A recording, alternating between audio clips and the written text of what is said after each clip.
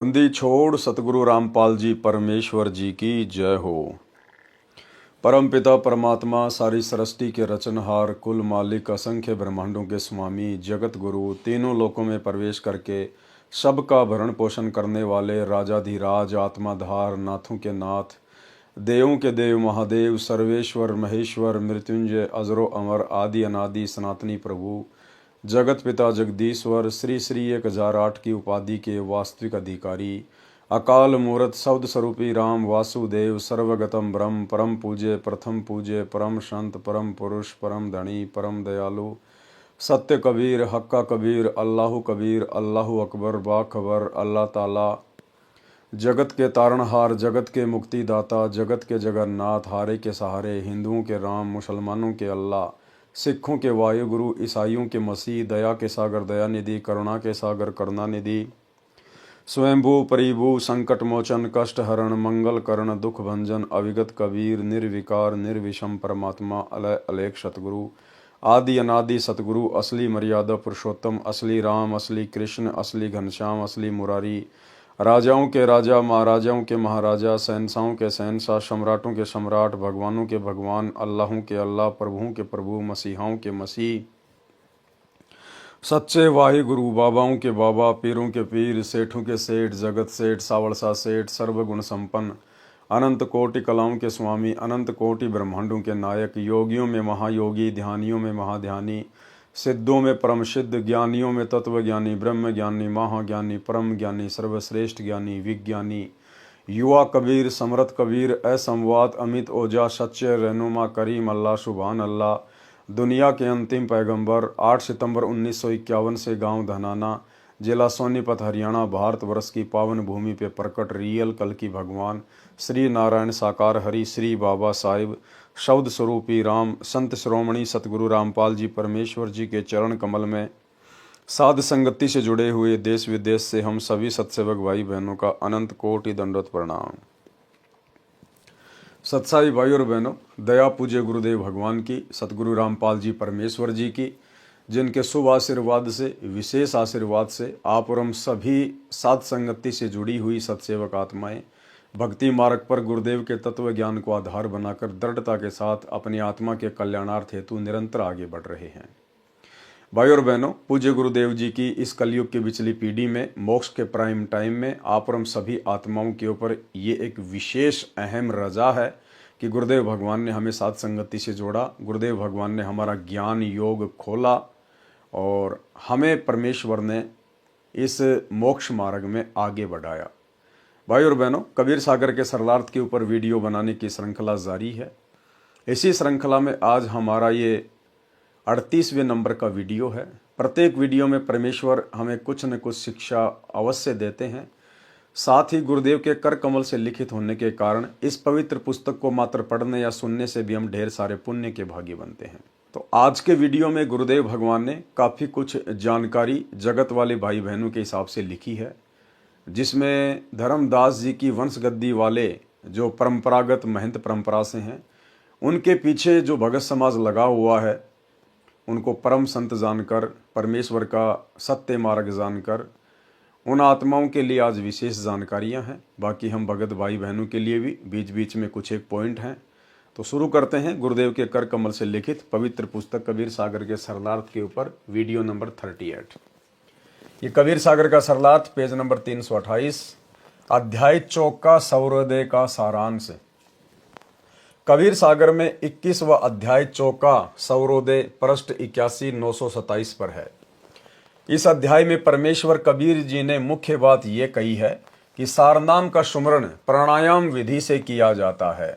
श्वास उश्वास से नाम जाप करने से मोक्ष प्राप्ति होती है। शेष तो मिलावटी तथा बनावटी बातें हैं। जो चौके की विधि लिखी है ये धर्मदास के वंशजों की करामात है। यानी धर्मदास जी की जो वंश परंपरा वाले हैं वो कहते हैं कि सारनाम सार शब्द की कोई आवश्यकता नहीं है, गुरु अपने आप ही पार कर देगा। लेकिन यथार्थ जो बात है वो पूज्य गुरुदेव भगवान ने बताई है कि सारनाम सार शब्द का बहुत ही महत्वपूर्ण स्थान है और साथ ही सारनाम का जाप जो है वो प्राणायाम विधि से किया जाता है। यानी श्वास उश्वास की विधि से होता है। केवल सच्चा सतगुरु ही बता सकता है। अध्याय अलिफनामा का सारांश। कबीर सागर में 22वां अध्याय अलिफनामा पेज 91 पर है। इस अध्याय में 2 प्रश्न हैं। इसमें अरबी भाषा की कै ख गय वाला ज्ञान करवाया तथा प्रत्येक अक्षर से परमात्मा की महिमा का वर्णन किया गया है। जैसे सीन स सरासरी सिर साई का सब सीनों के अंदर, साचा वचन सुनो साधो जन स्वाति बरसे समुंदर। काफ यानी कै कलब है अरस जमी का सुनकर और नकीरा, नेकी करो बदी बिसारो कुल से कहत कबीरा। इस अध्याय का इतना ही ज्ञान पर्याप्त है। अध्याय कबीर बाणी का सारांश। कबीर सागर में 23वां अध्याय कबीर बाणी पेज नंबर 92 पर है। इस अध्याय में पृष्ठ 101 तक सृष्टि रचना का अधूरा तथा मिलावटी ज्ञान है। सृष्टि रचना का यथार्थ ज्ञान आप इसी पुस्तक के पेज नंबर 603 से 670 तक पढ़ें, यानी आगे जानकारी आएगी। कबीर बाणी पेज 102 तथा 103 का सारांश। धर्मदास जी ने परमेश्वर कबीर जी से प्रसन्न किया कि हे परमेश्वर, मुझे आपने वंश तथा अंश दोनों का ज्ञान दिया है। अंश है नाद यानी वचन के पुत्र तथा शिष्य परंपरा। वंश है बिंद यानी शरीर के पुत्र जो धर्मदास जी के वंश है। धर्मदास जी ने पूछा है कि जो मेरे वंश वाले दीक्षा देंगे वो किस लोक में जाएंगे, और जो अंश वाले से दीक्षा लेगा उसके अनुयायी किस लोक या द्वीप में जाएंगे। धर्मदास उवाच। धर्मदास विनती असलाई, तुमरे चरण मुक्ति गति पाई। उत्पत्ति कारण हम पावा, वंश अंश दोनों निर्तावा। लोक दीप ठोर बतायो, बैठक स्नेह हंस हंस चिन्हायो। कैसा स्वरूप समर्थ है, कैसे हैं सब हंस, के ही करनी ते पाइये, कैसे कटे काल की फंस। सतगुरु वचन यानी जिंदा महात्मा के रूप में फिर गुरुदेव भगवान ने क्या बताया। कहे कबीर सुनो धर्मदासा, अल्प बुद्धि घट महानिवासा। सत्य लोक के हैं अधर अनुपा, तामे हैं 27 दीपा। सत्य शब्द का टेका दीन्या, अगम पोहुमी रचितिन लीन्या। यानी आगे गुरुदेव भगवान इन वाणियों का फिर सरलार्थ भी कर रहे हैं, इसलिए हम केवल वाणियां ही पढ़ेंगे। सागर साथ ताही विस्तारा, हंस चले तां रहे विस्तारा। अग्रवास वह सूरन कांति, तां बैठे हंसन की पांति। पोहुप दीप है मध्य सिंहासन, कल्प दीप हंसन को आसन। अविगत भूषण अविगत सिंगारा, अविगत वस्त्र अविगत आहारा। कमल स्वरूप भूमि है भाई, वहां की उपमा देऊं बताई। आभा चंद्र सूर्य नहीं पावई, भूल चूक के शीस नवावई। कला अनेक सुख सदा होई, वह सुख भेद यहाँ लहे न कोई। नृत्य हंस पुरुष के संगा, नवसिख रूप बण्यो बहुअंगा। पुरुष रूप को वर्ण भाई, कोटि भानु शशि पार न जाई। छत्र स्वरूप को वर्ण भाई, अविगत रूप सदा अधिकाई। 27 दीप में करे आनंदा, जो पहुंचे सो काटे फंदा। हंस हिरंबर और सोहंगा, श्वेत अरुण रूप दोऊ अंगा। विमल ज्योत को है उजियारा, झलके कला पुरुष में भरा। चारी शब्द का लोक बनावा, 5 स्वरूप ले हंस समावा। सत्य शब्द की भूमि बनाई, क्षमा शब्द आसन निर्माई। सत्य शब्द की भूमि बनाई, क्षमा शब्द आसन निर्माई। धीरज शब्द सो छत्र उजियारा, सुमत शब्द सो वस्त्र पसारा। प्रेम शब्द सो हंस निर्माई, आप शब्द ते लोक समाई। दीपन करे दीप हंस बिहारा, तहां पुरुष निर्मल उजियारा। जब विहंसे मुख मोड़ सुहाई, निरत हेरी विहंसे चितलाई। भावार्थ किया है। परमेश्वर कबीर जी ने कहा है कि हे धर्मदास, तेरी बुद्धि फिर से अल्प हो गई है, यानी मंद बुद्धि की बातें कर रहा है। अब सुन तेरे प्रश्न का उत्तर। सतलोक में 27 द्वीप हैं, 7 सागर हैं। उन द्वीपों में बहुसंख्या में मुक्त भगत यानी हंस रहते हैं। सुंदर वस्त्र पहनते हैं, श्रृंगार किए हैं, आभूषण पहनते हैं। यानी भाई और बहनों, हमने ये जो आभूषण है, सोना चांदी है, ये ज्वेलरी है या हीरे मोतियों की माला है, हमने केवल इस काल के 21 ब्रह्मांड में त्यागनी है। बाकी सतलोक में हमें ज्यों की त्यों सारी की सारी सुविधा मिलेंगी, यहाँ से भी उत्तम। क्योंकि सतलोक में मन नहीं है, वहां पर काल नहीं है, इसलिए ये चीजें हमें दुखी नहीं करेंगी, हमारे अंदर मान बड़ाई पैदा नहीं करेंगी, अभिमान और अहंकार पैदा नहीं करेंगी।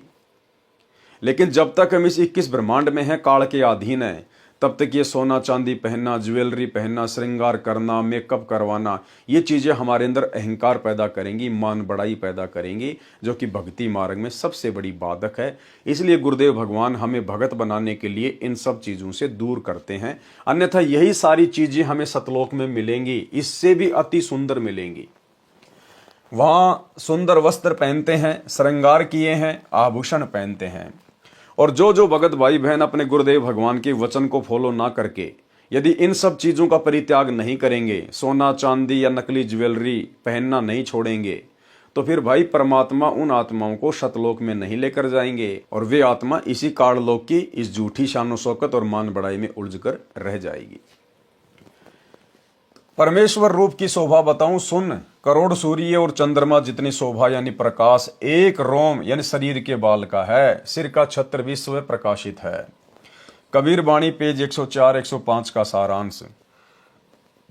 धर्मदास जी ने प्रश्न किया था कि किस करनी यानी भक्ति साधना से सतलोक तथा किस करनी यानी भक्ति साधना से अन्य द्वीपों की प्राप्ति होती है। उसका उत्तर देते हुए परमेश्वर कबीर जी ने कहा है कि दीक्षा 3 चरणों में दी जाती है। पाठक जन याद रखें कि कबीर सागर में मिलावट है, उसी की झलक आप पेज 104 पर भी पढ़ सकते हैं। अब यथार्थ ज्ञान बताया जा रहा है। जो 3 चरणों की दीक्षा प्राप्त करके मर्यादा में रहकर साधना करके शरीर त्याग कर जाते हैं, वे सतलोक में जाते हैं। यानी गुरुदेव भगवान हमें जो दीक्षा देंगे और आजीवन जो भगत भाई बहन गुरुदेव की मर्यादाओं में रहकर अपनी भक्ति को सफल करेंगे, वही आत्माएं सतलोक जाने की अधिकारी होंगी। जो नकली गुरुओं से दीक्षा लेकर साधना करते हैं, वे काल के द्वारा निर्मित नकली लोकों में चले जाते हैं। जो ब्रह्मलोक में बनाए हैं, काल जाल में रह जाते हैं। पृष्ठ 105 पर धर्मदास तथा उनकी पत्नी आमिनी देवी को दीक्षा देने का प्रकरण है। 3 अंश की लगन विचारी, नारी तथा पुरुष उबारी। नारी पुरुष होए एक संगा, सतगुरु वचन दीन सोहंगा। सोहम शब्द है अगम अपारा, ताका धर्मनी मैं कहूँ विचारा। सोहम पेड़ का तना और डारा, शाखा अन्य 3 प्रकारा। अमृत वस्तु बहु प्रकारा, सोहम शब्द है सुमरन सारा। सोहम शब्द निश्चय हो पावे, सोहम डोर गह लोक सिंधावे। जागट होई सोहम मत सारा, सोई आव लोक हमारा। सुरती नाम सोहम में राखो, परचे ज्ञान तुम जग में भाखो। एती सिद्धि सोहम की भाई, धर्मदास तुम लेओ चितलाई। धर्मदास लीन्या परवाना, भय आदीन छूटा अभिमाना। सोहम करनी उच्च विचारा, सोहम शब्द है जीव उजियारा। सोहम के गुरुदेव भगवान ने 2 रूप बताए हैं। एक सोहम का मतलब होता है जीव, एक सोहम का मतलब होता है जीव, और एक सोहम है मंत्र, जिसकी साधना से हम इस काल के ऊपर विजय प्राप्त करेंगे। पृष्ठ 106 का सारांश। कबीर धर्मदास उन मन बसो, करो सत्य शब्द की आश। सोहम सार सुमरन है, मुनिवर मरे पियास। भावार्थ, परमेश्वर कबीर जी ने धर्मदास जी को 3 चरण में दीक्षा क्रम पूरा होने की बात कही तो धर्मदास को दीक्षा लेने की लगन लगी। स्त्री तथा पुरुष यानी पति पत्नी धर्मदास तथा आमिनी देवी ने दीक्षा ली, सोहम शब्द की दीक्षा ली और बताया कि कबीर अक्षर पुरुष एक पेड़ है, क्षर पुरुष यानी निरंजन वाकी डार, तीनों देवता शाखा भये पात रूप संसार। वृक्ष का भाग जो पृथ्वी से बाहर दिखाई देता है वह तना तो अक्षर पुरुष है, उसका मंत्र सोहम है। डार को क्षर पुरुष यानी निरंजन जानो, उसका भी मंत्र दिया जाता है। तीनों देवता रजगुण ब्रह्मा, सतगुण विष्णु, तमगुण शिव, उस वृक्ष की शाखा जानो जो पृथ्वी के अंदर वृक्ष की मूल यानी जड़ें हैं। उनको सत्य पुरुष जानो, उनका भी मंत्र जाप का दिया जाता है, वह मंत्र गुप्त रखा जाता है, उपदेशी को बताया तथा सुनाया समझाया जाता है। परमेश्वर कबीर जी ने प्रथम मंत्र देकर फिर सतनाम की दीक्षा दी थी। इस सत्य नाम में 2 अक्षर हैं, एक ओम तथा दूसरा सोहम। धर्मदास जी को प्रथम मंत्र के 5 नामों तथा सत्य नाम के ओम मंत्र तक तो कोई शंका नहीं हुई। इससे ये जाहिर होता है भाई और बहनों कि 650 साल पहले कबीर परमेश्वर सतगुरु रामपाल जी ने धर्मदास जी को प्रथम मंत्र भी कंप्लीट नहीं दिया था। सार नाम सार शब्द तो बहुत दूर की बात है। क्या कह रहे हैं परमात्मा, ध्यान से देखिएगा। धर्मदास जी को प्रथम मंत्र के 5 नामों तथा सत्य नाम के ओम मंत्र तक तो कोई शंका नहीं हुई। यानी धर्मदास को प्रथम मंत्र में केवल बीच बीच के 5 ही मंत्र गुरुदेव भगवान ने दिए थे, क्योंकि कंप्लीट कोर्स तो वर्तमान की बिचली पीढ़ी में ही देना था। अपितु हर्ष हुआ कि जिस विष्णु लक्ष्मी जी को मैं चाहता था उन्हीं के मंत्र मिले हैं। ओम नाम भी जाना माना तथा विश्वसनीय माना, परंतु सोहम शब्द को सुनकर अजीब सा महसूस किया। परमेश्वर कबीर जी अंतर्यामी हैं, सब समझ गए कि धर्मदास जी को शंका है। तब कहा कि यह सोम मंत्र सार सुमरण है, ये विशेष मंत्र है, इसके बिना तो ऋषि मुनि भी प्यासे मर रहे हैं, अर्थात मुक्ति प्राप्त नहीं कर सके। पृष्ठ 108, पृष्ठ 109 पर सामान्य ज्ञान है, जो पहले वर्णन किया जा चुका है। कबीर वाणी पृष्ठ 110 पर सामान्य ज्ञान है। गुरु के प्रति शिष्य की कैसी भावना होनी चाहिए, ये खास ज्ञान है। गुरु के प्रति शिष्य का भाव कैसा हो। गुरु सो अंतर कभू न राखै, प्रेम तीर्ति सो दीनता बाखै। क्या कह रहे हैं परमात्मा, यदि वास्तव में मोक्ष प्राप्त करना है तो गुरु सो अंतर कभू न राखै, अपने गुरु जी से कभी भी हमने दूरी बनाकर नहीं रखनी है। सदा हमने अपने गुरुदेव के चरणों में स्वयं को समर्पित करके रखना है। एक पल भी हमने अपने गुरुदेव भगवान को नहीं भूलना है। गुरु सो अंतर कभू न राखै, प्रेम पीरती सो दीनता भाखै। जे गुरु को निंदे अक्षरों ध्यावै, बिन गुरु अक्षर कैसे पावे। जे गुरु को निंदे और अक्षर को ध्यावै, गुरु ने जो अक्षर दिया है, जो मंत्र दिया है, उसकी तो आप भक्ति कर रहे हो, और अपने गुरु की आप जी निंदा कर रहे हो, तो आप जी कभी जिंदगी में पार नहीं हो सकते। और ये काल भाई और बहनों वर्तमान में सूक्ष्म चाल चलेगा भक्तों की मर्यादा तोड़वाने के लिए, सूक्ष्म चाल। और ये सूक्ष्म चाल वर्तमान में सतलोक आश्रमों में पूरी तरह से चली जा रही है। गुरु की निंदा करवाई जा रही है। भाई और बहनों, गुरु जी का वचन तोड़ना ही गुरु जी की निंदा है। गुरु जी के साथ में धोखा करना है, छल कपट करना है। गुरु ने हमें जो शब्द दे दिया, चाहे तुम रात दिन उस शब्द का जाप करो, उन मंत्रों का जाप करो, और यदि आपकी मर्यादा टूटी हुई है, आपने गुरु के वचन को तोड़ दिया है, आप कभी भी पार नहीं हो पाओगे। तो यहां परमात्मा कह रहे हैं कि आप गुरु जी की तो निंदा कर रहे हो, गुरु जी के साथ में तो धोखा कर रहे हो, छल कपट कर रहे हो, और मंत्रों का जाप कर रहे हो, कभी भी पार नहीं हो पाओगे। 2019 में सतलोक आश्रम मैनेजमेंट हरियाणा ने कांग्रेस सरकार का समर्थन किया, कांग्रेस सरकार को वोट डलवाए। तो जाहिर सी बात है, बीजेपी वाले तो गुरुदेव भगवान की निंदा करेंगे, गुरुदेव को गालियां निकालेंगे। तो भक्तों ने अपने घटिया कर्मों से अपने गुरुदेव की जगत से निंदा करवाई। वर्तमान समय 2024 में वही सतलोक आश्रम मैनेजमेंट हरियाणा कांग्रेस सरकार को छोड़कर अब बीजेपी की गोद में आ बैठा। अब बीजेपी का समर्थन करवाया जा रहा है, बीजेपी सरकार को वोट डलवाए जा रहे हैं। तो अब कांग्रेस वाले गुरुदेव भगवान की निंदा चुगली करेंगे, गालियां निकालेंगे। तो भाई बहन अपने घटिया कर्मों से, अपनी नादानी से अपने गुरुदेव को निंदा का पात्र बना रहे हैं। अब भाई आप कितनी मर्यादा में रह लो, कितना आप जी नाम जाप कर लो, कितना अपने आप को भगत मान लो, यदि आपके मनवश कर्मों के कारण और आपके गुरुदेव की जगत निंदा करता है, आपके गुरुदेव को भला बुरा कहता है, तो आप जी सतलोक जाने के अधिकारी नहीं हैं। आप जी सतगुरु के भगत की श्रेणी में नहीं है। भगत चाहे स्वयं निंदा करे या अपने घटिया कर्मों से अन्य लोगों से अपने गुरुदेव की निंदा करवाए, बात एक ही है। जे गुरु को निंदे अक्षर को ध्यावे, बिन गुरु अक्षर कैसे पावे। गुरु संगाती शब्द लखावे, जाके बल हंसा घर आवे। गुरु सवाती गुरु रूप स्वरूपा, गुरु पारस है आदि अनुपा। गुरु भृंगी गुरु सो बहुरंगी, कीटते कर ही आप हित संगी। गुरु है साचे सिद्ध समाना, गुरु मलियागिर वास परमाना। जैसे सने कमल और भौरा, जैसे सने चंद्र अरु चोरा। यानी अपने गुरुजी के साथ में भगत को किस प्रकार से लग के रहना चाहिए, कितना प्रेम एक भगत का अपने गुरुदेव भगवान में होना चाहिए। जैसे सने है कमल और भौरा, जैसे सने है चंद्र अरु चकोरा। जैसे सने है लहर जल अंगा, जैसे सने है दीप पतंगा। जैसे सने है मृगा और जंत्री, जैसे सने है चकमक और पथरी। जैसे सने है स्वाति और पपीहा, जैसे सने है चुंबक और लोहा। जैसे सने है मीन अरु नीरा, जल बिछुरे व तजे शरीरा। ऐसे गुरु शिष्य को संदेशा, मुक्ति होए गुरु मिटायो अंदेशा। एते सने है शिष्य सईदानी, इतने गुरु के तत्व बखानी। गुरु की दया चलो रे भाई, बिन गुरु पार न पावे कोई। गुरु सोई सत्य शब्द बतावे, और गुरु कोई काम न आवे। साखी उपमा कहाँ दीजिए, पटतर को नाही। पल पल करो जो बंदगी, छिन छिन देखो ताही। परमेश्वर कहते हैं कि गुरु के समान किसी को भी उपमा नहीं दी जा सकती, क्योंकि गुरु के समान कोई दूसरा धरती पर है ही नहीं। भावार्थ, परमेश्वर कबीर जी ने धर्मदास जी को माध्यम बनाकर सर्व भगत समाज को गुरु जी के प्रति शिष्य का कैसा भाव श्रद्धा होनी चाहिए वह बताया है।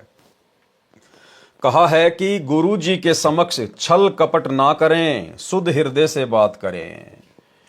और 2014 बरवाला कांड के बाद केवल गुरु जी के साथ में छल कपट ही किया जा रहा है, धोखाधड़ी ही की जा रही है, गुरु को मानुष मानकर, जैसे उन्हें कुछ नहीं पता। गुरु की गैर हाजिरी में उनकी मर्यादाओं की धज्जियां उड़ाते हुए धनाना गांव के बच्चों के खेलने के लिए 1 करोड़ रुपए की लागत का बैडमिंटन का स्टेडियम बना दिया गया। गुरु जी के साथ में धोखा, छल कपट। सतलोक आश्रम धनाना में 10 एकड़ जमीन में हॉस्पिटल का कार्य शुरू कर दिया गया है। गुरुजी के ज्ञान में मीन मेख, गुरुजी के साथ में धोखा, छल कपट। 2019 में कांग्रेस सरकार को समर्थन करवाना, कांग्रेस सरकार को भक्तों से वोट डलवाना, गुरुजी के साथ में धोखा, छल कपट। 2024 वर्तमान में बीजेपी का समर्थन, बीजेपी को वोट डलवाना, गुरुजी के साथ धोखा, गुरुजी के साथ में छल कपट। भक्तों के दान धर्म को गुंडों की सीबीआई जांच में लगाना, गैंगस्टर आनंदपाल सिंह की सीबीआई जांच का समर्थन करवाना, हरियाणा के जाट आरक्षण में भक्तों को बैठाना, आरक्षण वालों को करोड़ों रुपए चंदे में देना, गुरुजी के साथ में धोखाधड़ी, गुरुजी के साथ में छल कपट। हिंदुओं का पक्ष लेते हुए और मुसलमानों के विपक्ष में खड़े होकर मध्य प्रदेश के सीहोर जिले में विश्व हिंदू परिषद और बजरंग दल के साथ मिलकर रैलियां निकालना। इसके अलावा भी भाई और बहनों, ना जाने कितने कुक्रम हैं जो गुरुदेव भगवान के 2014 में हिसार जेल जाने के बाद उनके पीछे से उनको मानुष मानकर उनके परिवार ने, इन कोऑर्डिनेटरों ने खुद भी अपने कर्म फोड़े हैं और संगत के भी फुड़वाए हैं, और वर्तमान में कर्म फुड़वाने जारी हैं, और आगे भी ना जाने कितने कर्म फुड़वाएंगे जब तक गुरुदेव भगवान जेल से बाहर नहीं आ जाते हैं। परमेश्वर कबीर जी ने धर्मदास जी को माध्यम बनाकर सर्व भगत समाज को गुरु जी के प्रति शिष्य का कैसा भाव श्रद्धा होनी चाहिए वह बताया है। कहा है कि गुरु जी के समक्ष छल कपट ना करें, शुद्ध हृदय से बात करें और विनम्र भाव से बोलें। जो गुरु की निंदा करता है और सत्य साधना त्याग कर काल की भक्ति करता है, उसको गुरु के बिना अविनाशी परमात्मा कैसे मिल सकता है। गुरु शिष्य पतंग दीप सम होई, ऐसा सने कर जो कोई। जैसे फूल पर भंवरा बैठ जाता है, उसमें इतना मस्त हो जाता है, रात्रि के समय फूल बंद हो जाता है, भंवरा मर जाता है, परंतु साथ नहीं छोड़ता। लेकिन 2014 बरवाला कांड 8 वर्षों तक अपने गुरुजी का साथ छोड़कर गुरुजी के साथ में धोखाधड़ी करते हुए गुरुजी का छोटा भाई महेंद्र 8 साल तक भगोड़ा बन के घूमा, गुरुजी का लड़का भगोड़ा बन के घूमा, अन्य बड़े बड़े सेवादार भगोड़े बन के घूमे। इन्होंने गुरुजी का साथ उसी समय त्याग दिया जिस समय बरवाला कांड हुआ। इनकी मनमानी हरकतें फैल हो गई, इन्होंने जैसा सोचा था वैसा हुआ नहीं। और जब पुलिस प्रशासन गुरुदेव भगवान को अरेस्ट करने के लिए आया तो यही सारे के सारे लोग जो बरवाला कांड के मुख्य सूत्रधार हैं, गुरुदेव का भाई, गुरुदेव के लड़के, अन्य बड़े बड़े परम भगत समझे जाने वाले लोग, ये सारे के सारे लोग बच निकलकर भागने का प्रयास कर रहे थे, लेकिन ये पुलिस की हत्थे चढ़ गए और काफी संख्या में लोग भगोड़े बनकर घूमते रहे पिछले 8-10 वर्षों तक। कुछ तो वर्तमान में भी भगोड़े बनकर घूम रहे हैं। अन्य उदाहरण चांद तथा चकोर पक्षी का बताया है कि एक चकोर पक्षी रात्रि में चंद्रमा की ओर उसी समय से देखना शुरू कर देता है जिस समय उदय होता है। एक टक दृष्टि जमाए रहता है, चंद्रमा ऊपर होता है तो चकोर पक्षी गर्दन ऊपर करता चला जाता है। चंद्रमा जब पीछे को जाता है तो वृक्ष पर बैठा चकोर पक्षी गर्दन ऊपर से पीछे की ओर करता चला जाता है। एक पल भी चंद्रमा से नजर भी नहीं हटाता। कई बार वृक्ष से गिर जाता है, उसकी गर्दन टूट जाती है, फिर भी पृथ्वी पर पड़ा पड़ा भी चंद्रमा से दृष्टि नहीं हटाता। यानी इतना प्रेम जब तक आप और हम भगत भाई बहनों का अपने गुरुदेव के प्रति नहीं होगा, और ये प्रेम भाई और बहनों ऐसे नहीं उमड़ेगा। ये प्रेम उमड़ेगा जब हम पतिव्रता पद की भक्ति करेंगे, केवल अपने गुरुदेव को ही परमेश्वर मानकर, कबीर जी मानकर, अपना इष्ट मानकर भक्ति करेंगे। आपने गुरु बना रखा है, साथ में आप जी दाढ़ी मूछ वाले कबीर जी को कबीर मानकर, परमात्मा मानकर आप उसकी फोटो अपने गले में लटका के घूम रहे हैं, अपने घर पर दरबार साहिब में लगा के रखे हुए हैं, आश्रमों में टांग रखी है। जो उनके महीने में उस मुर्दा फोटो को कबीर मानकर उसका आप कबीर प्रकट दिवस मनाते हो, तो आप जी कभी भी अपने गुरु के प्रति अपने हृदय में वो प्रेम पैदा नहीं कर सकते, क्योंकि अभी आप व्यभिचारिणी भक्ति कर रहे हो, अभी आप वैश्या भक्ति कर रहे हो। आपको पतिव्रता भक्ति पर आना पड़ेगा, केवल एक इष्ट, और वो केवल हमारा गुरु, दूसरा कोई नहीं। कई बार अंधेरी कृष्ण पक्ष की रात्रि में अग्नि के अंगारे को उदय होता चंद्रमा जानकर चोंच में भर लेता है। जीव जल जाती है, मर जाता है, अंगारा को छोड़ता नहीं है। ऐसा प्रेम गुरु के प्रति शिष्य का होना चाहिए, तब परमात्मा प्राप्त होता है। चकोर पक्षी को चांद से कुछ मिलना भी नहीं होता, फिर भी फिदा हो जाता है। गुरु से अनमोल पदार्थ सत्य भक्ति तथा परमेश्वर मिलता है। इस सौदे में हानि तो है ही नहीं। हिरण यानी मृग को वश में करने वाला शिकारी एक यंत्र से धुन निकालता है। उस धुन को सुनकर हिरण शिकारी की ओर खींचा चला जाता है। दुश्मन के सामने अपना मुख रख देता है, शिकारी उसको पकड़ ले जाता है, मारकर अपना सवार सिद्ध करता है, परंतु हिरण पीछे नहीं हटता। गुरु के साथ ऐसा प्रेम शिष्य का होना चाहिए, मोक्ष अवश्य मिलेगा। जैसे पपीहा पक्षी पृथ्वी पर खड़ा पानी नहीं पीता, चाहे प्यास से मर जाए, वह आकाश से वर्षा का पानी पीता है, इसी प्रकार शिष्य को अपने गुरु के अतिरिक्त अन्य गुरु से कोई वास्ता नहीं होना चाहिए। लेकिन यहाँ तो वास्ता हो गया। गुरुदेव भगवान कह रहे हैं, यदि आपको अपने गुरु की प्राप्ति करनी है, मोक्ष प्राप्त करना है, तो अपने पपीहे जैसा बनना पड़ेगा। पपीहा इस पृथ्वी का पानी नहीं पीता, चाहे कितना ही पानी क्यों ना हो। वो स्वाति नक्षत्र में आकाश से गिरने वाली बूंद का पानी पीता है। इसी प्रकार भाई और बहनों, वर्तमान में इन सतलोक आश्रमों में अपने गुरुदेव भगवान का जहां इंतजार करना चाहिए था शब्द के लिए, उस बूंद के लिए, हम पपीहे हैं, हमारे गुरुदेव भगवान वो बूंद है स्वाति नक्षत्र की। लेकिन इन आश्रमों में काल प्रेरणा से ये परीक्षा का समय चल रहा था, परमात्मा भक्तों की बुद्धि विवेक को चेक कर रहे हैं। लेकिन इन आश्रमों में काल प्रेरणा से सभी भगत भाई बहनों की मर्यादाएं तोड़वा दी गई है। किसी ने भी अपने गुरुदेव भगवान से प्रेम करते हुए उनके आने का इंतजार नहीं किया। और वो बूंद जो केवल हमने हमारे गुरुदेव भगवान से ही अपने अंतःकरण में डलवानी थी, वो बूंद, और वो भी नकली बूंद, लाखों की संगत ने धनाना आश्रम में जाके, रोहतक आश्रम में जाके, मुंडका आश्रम में जाके, और वो नकली फर्जी सार शब्द ले लेके अपने आप को धन्य मान रहे हैं। कभी भी मोती नहीं बनेगा। भगत भाई बहनों से लिए गए फर्जी सार नाम से कभी भी मोती नहीं बनेगा। यदि वो असली भी है तो ये लोग उस नाम को देने के अधिकारी नहीं हैं, जिस कारण से कभी भी मोती नहीं बनेगा, मोक्ष प्राप्ति नहीं होगी। हमने अपने गुरुदेव भगवान का इंतजार करना चाहिए था, क्योंकि मालिक ने पपीहे का उदाहरण दिया। जैसे पपीहा पक्षी पृथ्वी पर खड़ा पानी नहीं पीता, चाहे प्यास से मर जाए, वह आकाश से वर्षा का पानी पीता है। इसी प्रकार भक्तों ने केवल अपने गुरुदेव भगवान के आने के बाद उनसे सार नाम लेना चाहिए था। इसी प्रकार शिष्य को अपने गुरु के अतिरिक्त अन्य गुरु से कोई वास्ता नहीं होना चाहिए। अब भक्तों के गुरु कौन बन गए? जिन्होंने वो सार नाम दिया है, सार शब्द दिया है या दिलवाया है, वो बन गए भक्तों के गुरु। गुरु भगवान तो जेल में बैठे हुए हैं और अपने जैसे दो कोड़ी के जीवों से वो नकली नाम लेके अपने गले में माला पहन के और अपने आप को धन्य समझ रहे हैं। जैसे मछली पानी के बिना पल भी नहीं रह सकती, यदि जल से दूर हो जाती है तो मर जाती है। जिस शिष्य का ज्ञान योग खुल जाता है, यानी जिसको मोक्ष के महत्व का पता चल जाता है, तो उसकी दशा मछली मीन जैसी हो जाती है। अब ये ज्ञान योग भाई और बहनों केवल सत्सेवकों का खुला है, केवल सत्सेवकों का।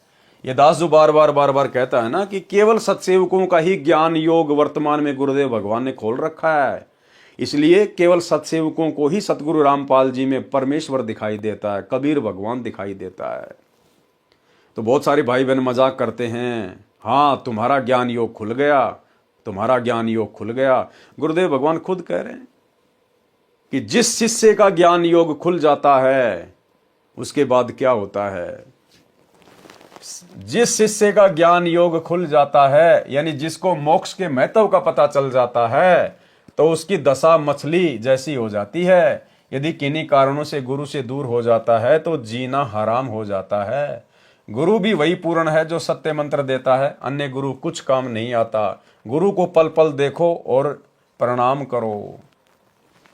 कबीर नैनो अंदर आवे तू, जब ही नैन झपेऊं, ना मैं देखूं और को ना तुझे देखन देऊं।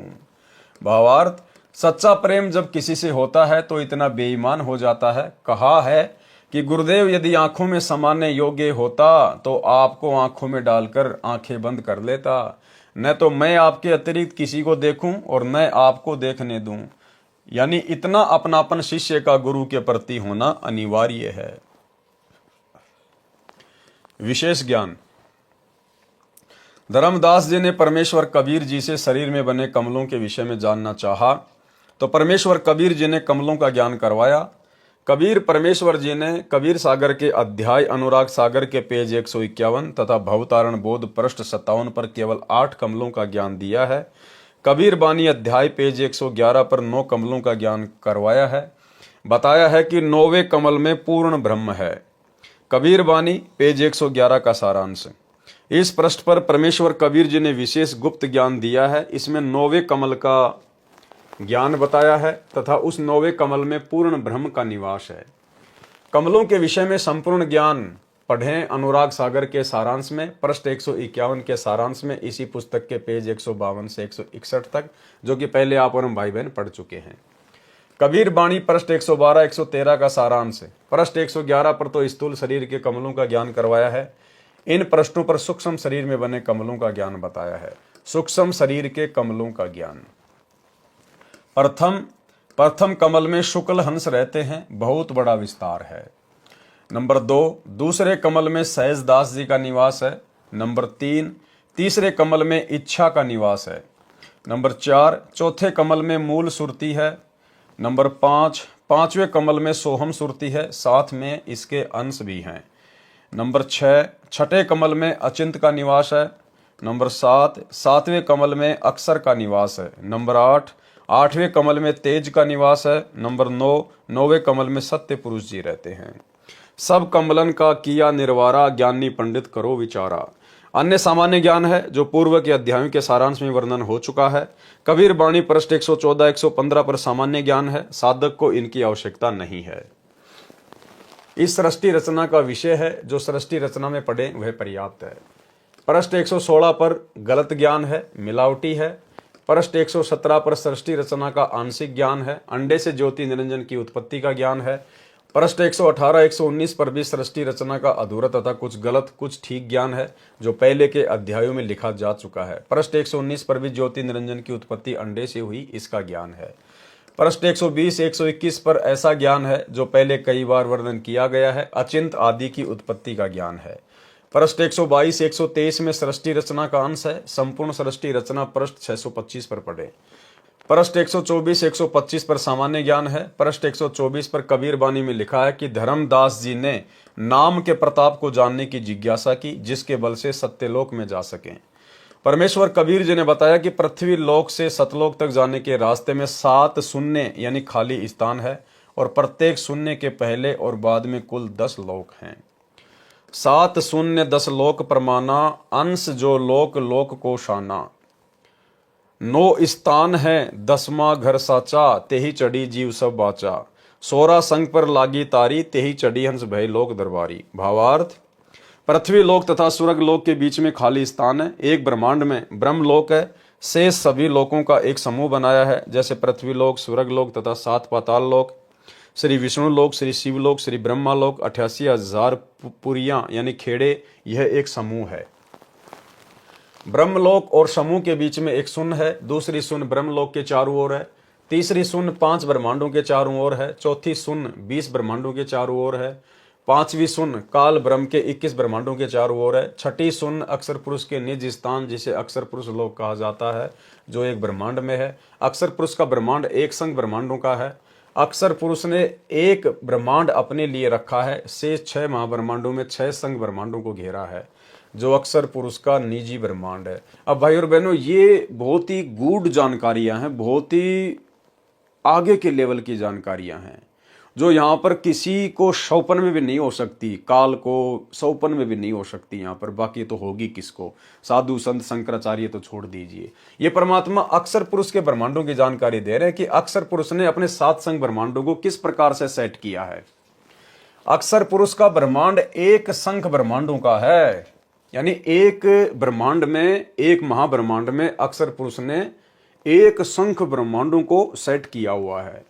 अक्सर पुरुष ने एक ब्रह्मांड अपने लिए रखा है, शेष 6 महाब्रह्मांडों में 6 संख ब्रह्मांडों को घेरा है। जो अक्सर पुरुष का निजी ब्रह्मांड है, उसके और भंवर गुफा के बीच में 6ठी सुन है। 7वीं सुन अक्सर पुरुष के लोक यानी 7 संख ब्रह्मांडों का क्षेत्र और सत्यलोक के बीच में है। इस प्रकार 9 स्थान अर्थात मुकाम है। 10वां लोक सत्यलोक है, जिसको सच्चा लोक कहा है। 9 स्थान कौन से हैं? अब ये इतनी गहरी जानकारियां हैं भाई और बहनों, वैसे आप और हमें इसकी विशेष आवश्यकता नहीं है, लेकिन ये कबीर सागर में कोड वर्ड में लिखी हुई है, इसलिए परमेश्वर ने यहां पर सरल करके लिखी है। 9 स्थानों तथा सतलोक का ज्ञान। जीव पृथ्वी लोक पर विराजमान है। भक्ति की कमाई इन्हीं 2 पाताल तथा स्वर्ग लोकों में नष्ट करता है। पाताल लोक स्वर्ग लोक में फंसा है, यहां से निकलना है। ये 2 लोक तो स्थान, फिर तीनों देवताओं के लोक, ब्रह्मलोक, विष्णु लोक, शिवलोक व दुर्गा का लोक, ये 4 स्थान हैं। फिर ब्रह्मलोक ये 1 स्थान है। कुल 2 + 4 + 1 = 7, ये 7 स्थान हैं। फिर 21वां ब्रह्मांड जो काल ब्रह्म का निजी स्थान है, वह 8वां मुकाम है तथा अक्सर पुरुष का लोक ये कुल 9 स्थान अर्थात मुकाम है और 10वां लोक सतलोक है। इस प्रकार ये 10 मुकाम है। शरीर में बने कमलों में भी यही व्यवस्था है। नंबर 1 पाताल लोक में गणेश का लोक है। नंबर 2 उसके बाद ब्रह्मा शांतरी का लोक है। नंबर 3 विष्णु तथा लक्ष्मी जी का लोक है। नंबर 4 फिर महादेव तथा पार्वती जी का लोक है। नंबर 5 दुर्गा का लोक है। नंबर 6 त्रिकुटी का स्थान स्वर्ग लोक के अंदर है। नंबर 7 7वां काल ब्रह्म लोक है। अन्य 2 लोक ऊपर हैं। ज्योति निरंजन का निज स्थान तथा अक्सर पुरुष का निज स्थान पृथ्वी लोक को इसलिए नहीं गिना जाता कि ये रास्ते में नहीं आता, यहां से जीव प्रस्थान करता है। 10वां सत्य पुरुष का लोक सत्य लोक है। पृष्ठ 125 पर 16 लोकों का ज्ञान है। यह सतलोक के अंदर द्वीप हैं जो 27 द्वीपों से भिन्न हैं। इनमें परमेश्वर के वे वचन पुत्र तथा उनका परिवार रहता है जो सृष्टि की शुरुआत में 16 वचनों से उत्पन्न किए थे। सृष्टि रचना में पढ़े इनकी उत्पत्ति तथा नाम। इस पृष्ठ पर यह भी स्पष्ट किया है कि भजन अर्थात नाम जाप के प्रताप से सब द्वार खुलेंगे, यानी प्रत्येक कमल से मार्ग मिलेगा तथा लोकों के द्वार अर्थात दरवाजे खुलेंगे। पाताल पांजी से जीव उबारा, भजन प्रताप से उधरे दवारा। कबीर बानी पृष्ठ 126 से 129 का सारांश। इन पृष्ठों पर अचिंत तथा अक्सर पुरुष के द्वीपों में जाकर ज्ञान देने का प्रकरण है जो काल ब्रह्म के लोक में रहने वालों को जानना आवश्यक नहीं है। यानी ये बहुत ही उच्च कोटि का ज्ञान है। सतलोक में परमेश्वर उन द्वीपों में जाकर क्या क्या ज्ञान देते हैं, किन किन को ज्ञान देते हैं, जो आप और हमारे यहाँ पर किसी काम के विशेष नहीं है, क्योंकि ये ज्ञान है जो उच्च स्तर का है। काल जाल में फंसे प्राणियों को जो आवश्यक है उसका खुलासा यानी स्पष्टीकरण किया जाएगा। ये ज्ञान सतलोक में बने लोकों में रहने वालों के लिए आवश्यक है। पृष्ठ 130 131 पर सामान्य ज्ञान है, यानी परमेश्वर फिर सतलोक में भी हमें आगे की भक्ति का ज्ञान देते हैं ऊपर के लोकों में जाने के लिए। तो गुरुदेव कह रहे हैं कि ये ज्ञान आप लोगों के लिए आवश्यक नहीं है, क्योंकि आपने तो पहले 21 ब्रह्मांड से सतलोक जाना है। सतलोक में जाने के बाद फिर परमेश्वर इसी प्रकार से ऊपर के लोकों में जाने के लिए हमें ज्ञान देते हैं। पृष्ठ 130 131 पर सामान्य ज्ञान है। कबीर बानी पृष्ठ 132 से पृष्ठ 137 का सारांश। इन पृष्ठों में 12 पंथों का ज्ञान है। ये विस्तृत जानकारी इसी पुस्तक कबीर सागर का सरलार्थ में ज्ञान सागर के सारांश में पेज 88 से 91 पर पढ़े। कुछ संक्षिप्त जानकारी लिखता हूं। कबीर बानी के पेज 132 133 पर स्पष्ट है। धर्मदास जी ने परमेश्वर कबीर जी से प्रार्थना की कि हे परमेश्वर, धर्मदास विनती अनुसारी, पायो बोल वचन में हारी, मैं तरो और तरे हमारी शाखा, और पिछले सभी पुरखा। भावार्थ, धर्मदास जी ने कहा कि हे प्रभु, मेरा मोक्ष हो और मेरी 42 पीढ़ी की सब शाखाओं का जीवों का मोक्ष हो तथा पिछले जो पहले दादा परदादा हैं वे भी पार हों। परमेश्वर कबीर जी ने कहा कि हे भोले भगत, आप तो केवल अपनी अपनी संतान तथा पीढ़ियों को पार करने की बात कर रहे हो। मैं तो विश्व के प्राणियों का उद्धार करने की बात कर रहा हूं। सतगुरु वचन। तब सतगुरु मन में विहंसाने यानी हंसे, ते क्या मांगा कुछ मांग न जाने। सर्व सृष्टि तारो भाई, तुम तो आपन वंश ठहराई। ये प्रपंच काल सब कीन्या, तुम्हारी बुद्धि काल खींच लीन्या। तब धर्मदास बहे मलीना, जैसे कमल फूल मुरझीना। तब सतगुरु बोध विचारा, धर्मदास तुम अंश हमारा। एक वस्तु गुप्त हम राखी, सो निर्णय नहीं तुम सो भाखी। नौतम सुरती हमारी शाखा, सात सुरती जो उत्पत्ति भाखा। आठवीं सुरती तुम चली आए, नौतम सुरती हम गुप्त छिपाए। नौतम सुरती बचन निज मोरा, जाहिते पल्ला ने पकड़े चोरा। भावार्थ। परमेश्वर कबीर जी ने धर्मदास जी से कहा कि हे धर्मदास, तेरी बुद्धि काल ने खींच ली है, यानी संकीर्ण बुद्धि कर दी। तूने क्या मांगा कि मेरे वंश के पहले और आगे वाले पार हो जाएं, ऐसी कृपया करो। तूने मांगना भी नहीं आया। मैं तो सर्व सृष्टि को तारने के लिए प्रयत्न कर रहा हूं। यह सुनकर धर्मदास शर्मिंदा हो गए। कबीर परमेश्वर जी ने बताया कि मेरी योजना क्या है, ये मैंने तेरे को पहले नहीं बताया, ये गुप्त रखी थी। अभी तक तो मैंने सात सुरती का ज्ञान दिया है, यानी सात अच्छी आत्माओं का ज्ञान बताया है। आप धर्मदास आठवीं सुरती हो, यानी मेरे द्वारा भेजी गई आत्मा हो। आपके पुत्र चूड़ामणि यानी मुक्तामणि को मैं गुरु पद दूंगा, परंतु उस परंपरा यानी बिंद परंपरा में छठी पीढ़ी यानी छठी गुरु गद्दी वाले को काल के चलाए 12 पंथों में से 5वां टकसारी पंथ वाला भ्रमित कर देगा। तब तेरी वंश गद्दी वाले उस काल पंथ यानी टकसारी पंथ वाली आरती चौका और यथार्थ मंत्र को छोड़कर अन्य मंत्र अजर नाम, अमर नाम, अमी नाम आदि आदि व्यर्थ मंत्र दीक्षा में देना शुरू कर देंगे। इस प्रकार तेरी बिंद परंपरा से यथार्थ भक्ति समाप्त हो जाएगी। फिर जब कलयुग 5505 यानी 5505 बीत जाएगा, तब मेरा यथार्थ पंथ यानी सत्य साधना शुरू होगी।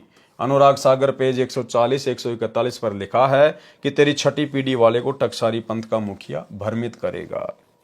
बहुत महत्वपूर्ण प्रमाण।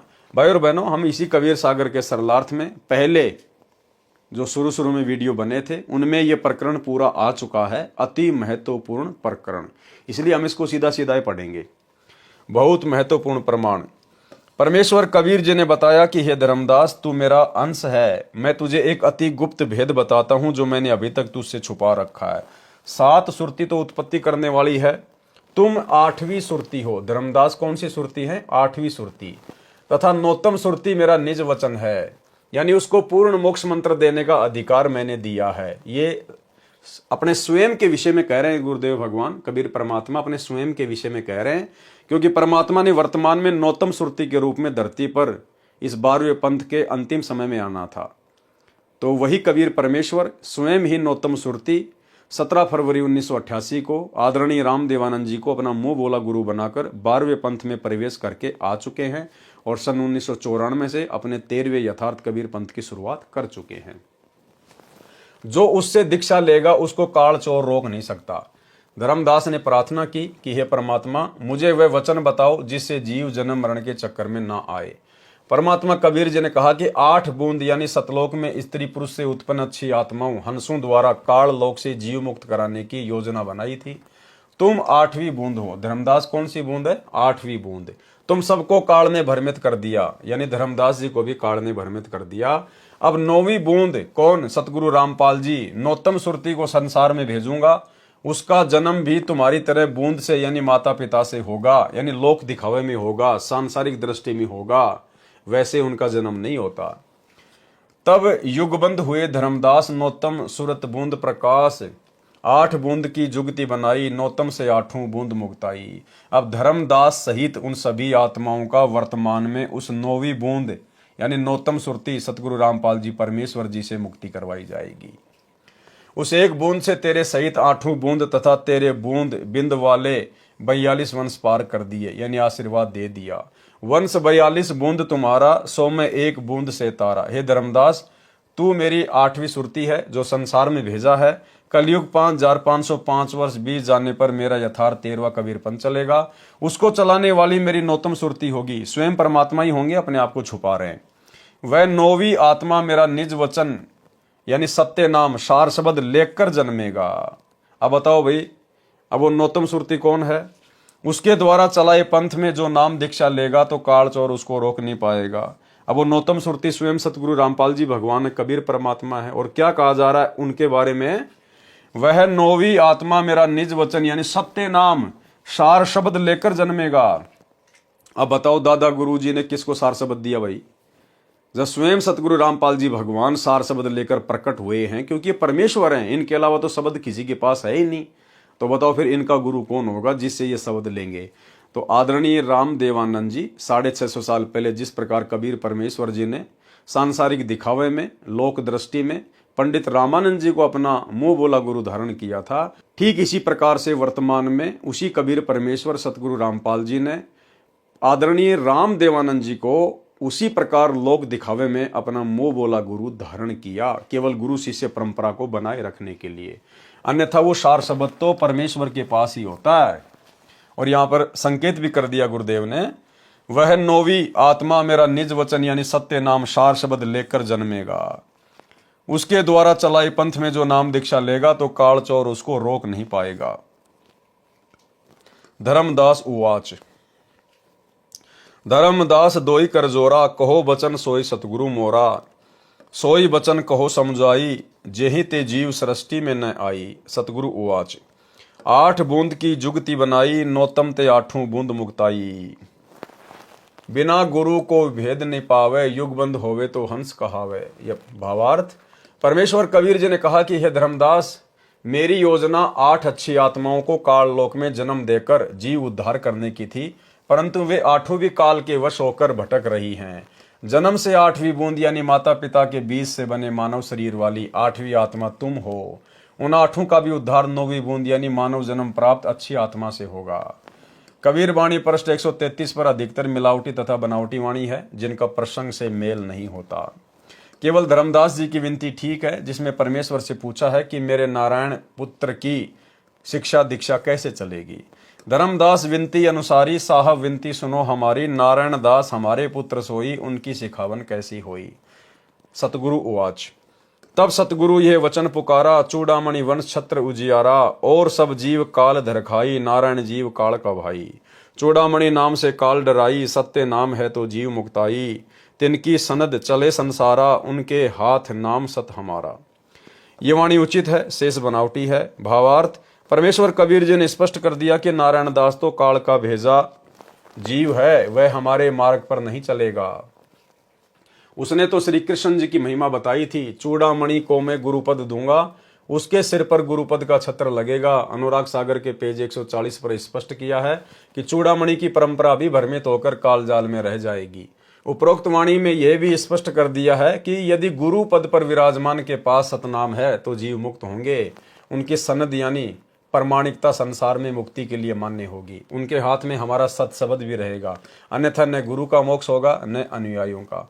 सतनाम तथा सार शब्द चूड़ामणि जी के पास नहीं था, वह तो अब सन 1997 तक छुपा कर रखना था। कबीर वाणी पेज 134 का सारांश।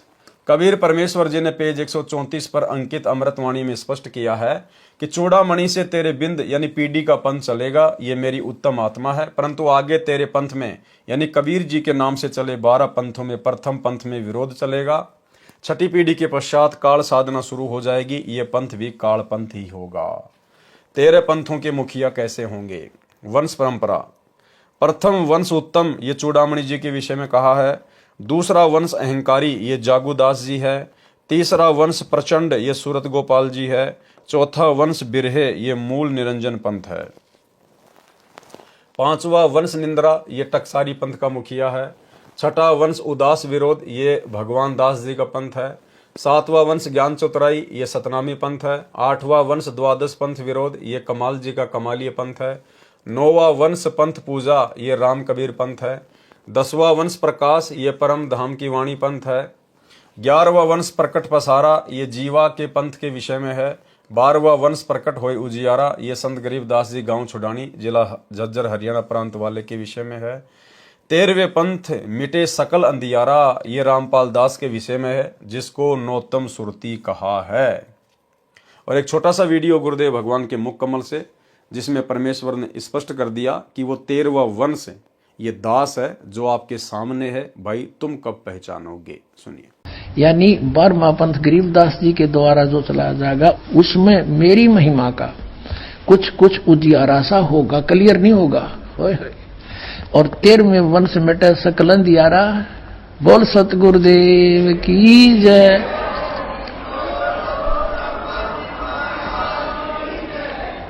ये 13वां वंश ये दास है जो आपके सामने बैठा है। भाई बच्चों, आप कद पहचानोगे।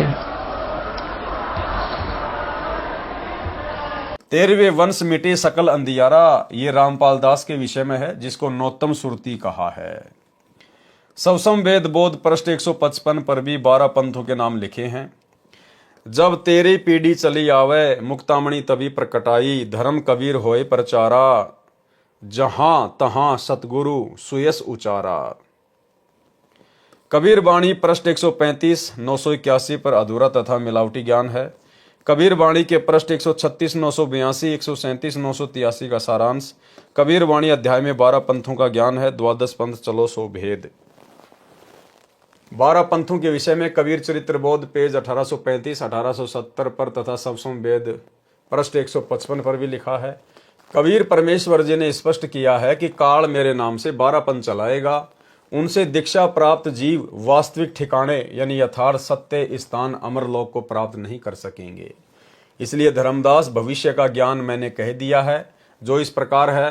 प्रथम वंश तो उत्तम कहा है, वह प्रथम पंथ का प्रवर्तक चूड़ामणि यानी मुक्तामणि होगा, और अन्य शाखा जो चूड़ामणि के वंश में शाखाएं होंगी वे भी काल के पंथ होंगे। पाठकों से निवेदन है कि यहाँ पर धर्मदास के वंश वाले महंतों ने चूड़ामणि को 12 काल के पंथों से भिन्न करने की कुचेष्टा की है। यहाँ वाणी में गड़बड़ की है। प्रथम पंथ जागू दास वाला बताया है। कबीर सागर के कबीर चरित्र बोध अध्याय में पृष्ठ 1870 पर जागू दास का दूसरा पंथ लिखा है और नारायण दास का प्रथम पंथ लिखा है। नारायण दास जी तो कबीर पंथी था ही नहीं, वह तो कृष्ण पुजारी था। वहां पृष्ठ 1870 कबीर चरित्र बोध में भी चालाकी करके चूड़ामणि जी को हटाकर नारायण दास लिखा है, परंतु कबीर बानी पृष्ठ 134 पर प्रथम वश उन्नतम चूड़ामणि रख दिया, जो कबीर बाणी अध्याय के इस पृष्ठ 136 पर 12 पंथों में जो प्रथम पंथ जागू दास का लिखा है उससे लेकर आगे 12 पंथ पूरे नहीं होते। चूड़ामणि जी को मिलाकर पूरे 12 पंथ होते हैं। यहाँ पर नारायण दास का नाम नहीं है। पृष्ठ 1870 कबीर चरित्र बोध पर नारायण दास का प्रथम पंथ लिखा है। 12वां पंथ संत गरीबदास जी वाला है। चूड़ामणि जी का प्रथम पंथ है, जिसकी मुख्य गद्दी दामाखेड़ा छत्तीसगढ़ में है तथा इसी दामाखेड़ा से स्वयंभू गुरु खरसिया बिहार में काल प्रचारक गुरु बना। इन सब का विस्तार अब तक कबीर जी के नाम से चल रहा है। अब पढ़ें वह अमृतवाणी अध्याय कबीरवाणी पृष्ठ 136। द्वादश पंथ चलो सो भेद। द्वादश पंथ काल फुरमाना, भूले जीव ने जाय ठिकाना। ताते आगम कई हम राखा, वन समारा चूड़ामणि शाखा। प्रथम जग में जागू भरमावे, बिना भेद वो ग्रंथ चुरावे। दूसर सुरती गोपाल ही होई, अक्सर जो जोग दरड़ावे सोई। तीसरा मूल निरंजन बाणी, लोक वेद की निर्णय ठानी। चौथे पंथ टकसार भेद ले आवे, नीर पवन को संधि बतावे। सो ब्रह्म अभिमानी जानी, सो बहुत जीवन की करी है हानि। पांचों पंथ बीज को लेखा, लोक परलोक कहे हमने देखा। 5 तत्व का मर्म दरड़ावे, सो बीजक सुकल ले आवे। छठवा पंथ सत्य नामी प्रकाशा, घटके माही मार्ग निवासा। 7वां जीव पंथ ले बोले वानी, भयो प्रतीति मर्म नहीं जानी। 8वें राम कबीर कहावे, सतगुरु भ्रम ले जीव दरड़ावे। 9वें ज्ञान की काल दिखावे, भई प्रतीत जीव सुख पावे। 10वें भेद पर धाम की बाणी, साख हमारी निर्णय ठानी। साखी भाव प्रेम उपजावे, ब्रह्म ज्ञान की राह चलावे। 3वें वंश अंश अधिकारा, 3वें सो शब्द होई निर्धारा। संवत 1775 होई, ता दिन प्रेम प्रकटे जग सोई। आज्ञा रहे ब्रह्म बोध लावे, कोली चमार सबके घर खावे। साखी हमारे ले जीव समुझावे, असंख्य जन्म में ठोर न पावे। 12वें पंथ प्रगट होवे बाणी, शब्द हमारे की निर्णय ठानी। अस्थिर घर का मर्म न पावे, ये 12 पंथ हम ही को ध्यावें। 12वें पंथ हम ही चलावे, सब पंथों को मिटाकर एक पंथ चलावें। कबीर परमेश्वर क्या कह रहे हैं कि उस 12वें पंथ में, गरीबदास जी वाले पंथ में फिर आगे चलकर हम स्वयं ही आएंगे। कोई अवतार नहीं भेजेंगे, कोई आत्मा नहीं भेजेंगे, स्वयं ही आने की बात कही है। 12वें पंथ हम ही चलावे, सब पंथ मिट एक ही पंथ चलावें। तब लगी बोदो कूरी चमारा, फेरी तुम बोदो राज दरबारा। प्रथम चरण कलयुग निर्याना, तब मगहर मांडो मैदाना। धर्मराय से मांडो बाजी, तब धरी बोदो पंडित काजी। बावन वीर कबीर कहूँ, भव सागर सो जीव मुक्ताऊं। कलयुग को अंत पठियते, ग्रहण परे 3400 वारा। कलयुग लेखा भयो निर्धारा, 3400 ग्रहण परे सो लेखा कीन्या। कलयुग अंत हूँ पियाना दीन्या, 5505 तब ये शब्द हो गया साचा। सहस्त्र वर्ष ग्रहण निर्धारा, आगम सत्य कबीर पुकारा। धर्मदास मोरी लाख दुहाई, मूल शब्द बाहर ना जाई। पवित्र ज्ञान तुम जग में बाखो, मूल ज्ञान गोई गुप्त राखो। मूल ज्ञान जो बाहर पर ही, बिचली पीढ़ी वंश हंस नहीं तरही। 33 अरब ज्ञान हम भाखा, मूल ज्ञान गोए हम राखा। मूल ज्ञान तुम तब लग छुपाई, जब लग द्वादश पंथ मिट जाई। द्वादश पंथ का जीव स्थान। द्वादश पंथ अनशन के भाई, जीव बांधी अपने लोक ले जाई। द्वादश पंथ में पुरुष न पावे, जीव अंश में जाई समावे। भावार्थ, कबीर परमेश्वर जी ने काल के 12 पंथों का वर्णन करके 13वें पंथ का ज्ञान भी दिया है। प्रथम पंथ चूड़ामणि जी जो धर्मदास जी के दूसरे पुत्र थे, जो परमेश्वर कबीर जी के आशीर्वाद से आमिनी देवी की कोख से जन्मे थे। फिर उनको परमेश्वर कबीर जी ने गुरुपद प्रदान किया था। अनुराग सागर पृष्ठ 140-41 पर स्पष्ट कर ही रखा है कि चूड़ामणि यानी मुक्तामणि की बिंद परंपरा अर्थात संतान की चलाई गुरु गद्दी में छठी पीढ़ी से सत्य भक्ति समाप्त हो जाएगी और काल वाले नकली कबीर पंथ टकसारी पंथ वाला आरती चौका तथा कबीर सागर में अध्याय सुमरण बोध पृष्ठ 22 पर लिखा शब्द यानी पूरा शब्द आरती की तरह दीक्षा में देना शुरू कर दिया। वर्तमान में धर्मदास जी की गद्दी पर चल रहा दीक्षा मंत्र यह है जो सुमरण बोध के पृष्ठ 22 पर लिखा है, जो इस प्रकार है। सुमरण 5 नाम, आदि नाम, अजर नाम, अमी नाम, पाताले सप्त सिंधु नाम, आकाशे अदली निज नाम, यही नाम हंस को काम। खोलो कूची खोलो कपाट, पांजी चढ़े मूल के घाट। ब्रह्म भूत का बांधो गोड़ा, कह कबीर प्रमाण। 5 नाम ले हंसा सत्य लोक समान। ये पूरी आरती उनका नाम मंत्र है जो धर्मदास जी की छठी पीढ़ी से शुरू किया गया था, जो वर्तमान 2013 तक चल रहा है। इसको 5 नाम कहते हैं। वास्तविक 5 नाम कमलों को खोलने के हैं, जो मेरे द्वारा 13वें पंथ वाले रामपाल दास द्वारा दिए जा रहे हैं। यही मंत्र जो मैं प्रथम चरण दीक्षा में देता हूं, इसके बीच वाले 5 मंत्र श्री चूड़ामणि पुत्र श्री धर्मदास जी को परमेश्वर कबीर जी ने दिए थे। सतनाम और सार शब्द नहीं दिया था। इन्हीं 5 नामों को आगे दीक्षा रूप में देने के लिए चूड़ामणि जी को आज्ञा दी थी, जिनको 5वें काल पंथी टकसारी पंथ वाले ने यह तर्क देकर छुड़वा दिए कि ये भक्ति तो देवी देवताओं की है। कबीर साहिब ने तो सतपुरुष की भक्ति करने को कहा है, ये तो काल पूजा है। उसने कबीर सागर के सुमरण बोध पृष्ठ 22 पर लिखी 5 नाम की महिमा की वाणी ही दीक्षा रूप में देनी शुरू कर दी। इस वाणी में तो बताया है कि जो 5 नाम का मंत्र यानी दीक्षा ये अजर अमर है, आदि से चला आ रहा है। इससे और सतनाम सारनाम की संधि से पूर्ण मोक्ष होगा। ये दीक्षा धर्मदास जी के संतान जो वर्तमान में दामाखेड़ा प्रांत छत्तीसगढ़ में महंत गद्दी चलाकर प्रदान कर रहे हैं। अब उपरोक्त कबीर वाणी पृष्ठ 136 तथा 137 पर लिखी अमृतवाणी को समझाते हैं। नंबर 1, इसमें प्रथम पंथ चूड़ामणि जी तथा उसके आगे जितने भी धर्मदास वाली संतान से शाखाएं चल रही हैं, ये सब नकली कबीर पंथ हैं जो काल द्वारा चलाए हैं। ये सब एक पंथ माना जाता है क्योंकि सब में वही टकसारी पंथ वाली काल साधना प्रचलित है। दूसरा जागूदास, तीसरा सूरत गोपाल, चौथा मूल निरंजन पंथ, 5वां टकसारी पंथ, छठा बीज का लेखा यानी भगवान दास पंथ, 7वां सतनामी पंथ, 8वां कमाल पंथ, 9वां राम कबीर पंथ, 10वां जीवा पंथ, 11वां परधाम की वाणी पंथ, 12वां संत गरीबदास गांव छुडानी धाम प्रांत हरियाणा पंथ। कबीर वाणी अध्याय के पृष्ठ 136 पर अंतिम पंक्ति से 12वें पंथ का वर्णन प्रारंभ होता है। संवत 1775 हुई, तादिन प्रेम प्रकटे जग सोई। भावार्थ, विक्रमी संवत 1774 में संत गरीबदास जी का जन्म हुआ था। यहाँ पर गलती से 1775 लिखा गया है। फिर पृष्ठ पर 137 पर वाणी लिखी है। 12वें पंथ प्रकट होए वाणी, शब्द हमारे का निर्णय ठानी, साखी हमारी ले जीव समझावे, असंख्य जन्म ठोर नहीं पावे, अस्थिर घर का मरम नहीं पावे, ये 12 पंथ हम ही को ध्यावे, 12वें पंथ हम ही चली आवे। 12वें पंथ में परमेश्वर कबीर जी ने कहा कि हम खुद ही चल कर आएंगे। सब पंथ मिटा एक ही पंथ चलावें, प्रथम चरण कलयुग निर्याना, तब मगर मांडो मैदाना। भावार्थ, कबीर परमेश्वर जी ने बताया है कि 12वें पंथ का प्रवर्तक संवत 1774 में जन्म लेगा। संत गरीबदास जी के विषय में कहा है। यह कबीर चरित्र बोध अध्याय के पेज 1870 पर भी स्पष्ट है कि 12वां पंथ गरीबदास जी का पंथ है। फिर कहा है कि 12वें पंथ में मेरी महिमा की वाणी प्रकट होगी, यानी गरीबदास जी जो 12वें पंथ वाला वह मेरी महिमा की वाणी बोलेगा। उसके अनुयायी तथा अन्य 11 पंथों के अनुयायी मेरी साखी यानी वाणी को आधार बनाकर उसको अपनी बुद्धि के अनुसार अनुवाद करके जीवों को समझाएंगे।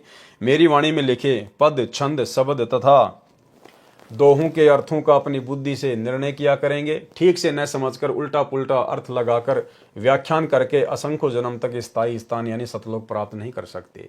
ये 12 पंथों से दीक्षित मेरी साधना करने का दावा करेंगे, परंतु यथार्थ भक्ति मंत्र नहीं होने के कारण अस्थिर घर यानी अचल लोक की प्राप्ति का ज्ञान न होने से सतलोक नहीं जा सकेंगे। परमेश्वर कबीर जी ने कहा है कि फिर 12वें पंथ में हम ही चलकर आएंगे, यानी गरीबदास के पंथ में आगे चलकर हम स्वयं आएंगे। स्वयं आएंगे मतलब आज सतगुरु रामपाल जी जो आ चुके हैं गरीबदास जी के 12वें पंथ में, फिर 1994 में अपना यथार्थ 13वां कबीर पंथ चला दिया है। अर्थात सतगुरु रामपाल जी स्वयं ही कबीर परमेश्वर हैं। परमेश्वर कबीर जी ने कहा है कि फिर 12वें पंथ में हम ही चलकर आएंगे, यानी गरीबदास के पंथ में आगे चलकर हम स्वयं आएंगे। कबीर वाणी पेज 132 पर भी स्पष्ट किया है कि एक वस्तु गुप्त हम राखी, सो निर्णय तुम सो नहीं बाकी। नौतम सुरती हमारी शाखा, 7 सुरती की उत्पत्ति भाखा। 8वीं सुरती तुम चली आए, नौतम सुरती हम गुप्त छुपाए। नौतम सुरती वचन निज मोरा, ते ही ते पल्ला न पकड़े काल चोरा।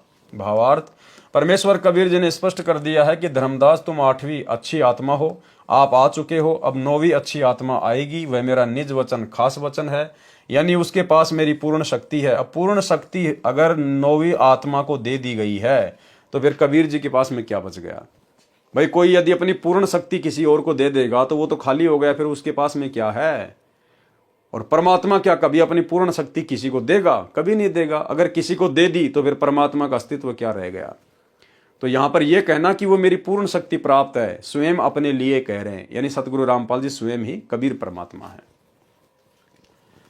यानी उसके पास मेरी पूर्ण शक्ति है। ये मैंने तेरे से छुपा रखा था। पृष्ठ 137 पर स्पष्ट ही कर दिया है कि 12वें पंथ में हम आएंगे। स्पष्ट ही कर दिया है कि 12वें पंथ में हम आएंगे, यानी कबीर जी स्वयं ही आए हैं। अब वह 12वें पंथ में परमेश्वर के नौतम सुरती रामपाल दास आ चुका है। यहां अपने आप को छुपा देते हैं गुरुदेव।